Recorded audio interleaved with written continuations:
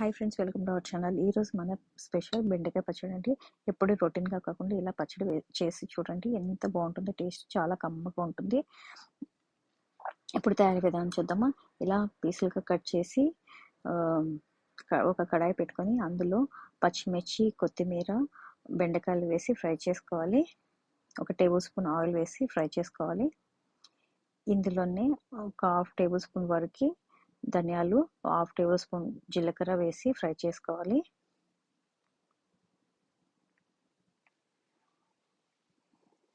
ఇప్పుడు టేస్ట్ తగ్గట్టు సాల్ట్ వేసి ఫ్రై చేసుకోవాలి. దీంట్లోనే తగినంత చింతపండు వేసి ఫ్రై చేసుకోవాలి. ఒక 5 రెబ్బలు వెల్లుల్లి తీసుకొని ఫ్రై చేసుకోవాలి.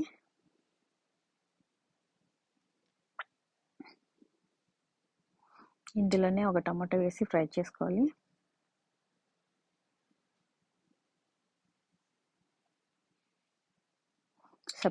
సపరేట్గా ఫ్రై చేసుకోవచ్చు, లేదంటే ఇలా చేసుకున్న ఈజీగా అయిపోతుంది కదా.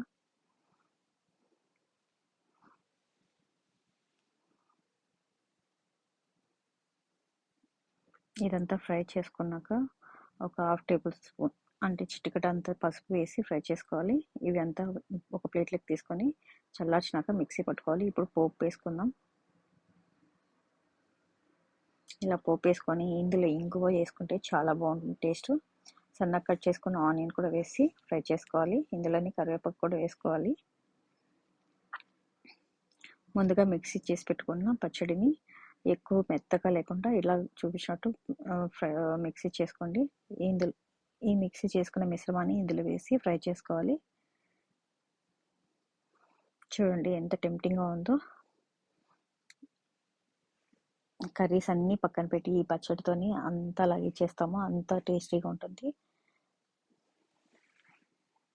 ఈ రెసిపీ కానీ నచ్చినట్టయితే లైక్ అండ్ షేర్ అండి. Thank you for watching. Please subscribe my channel.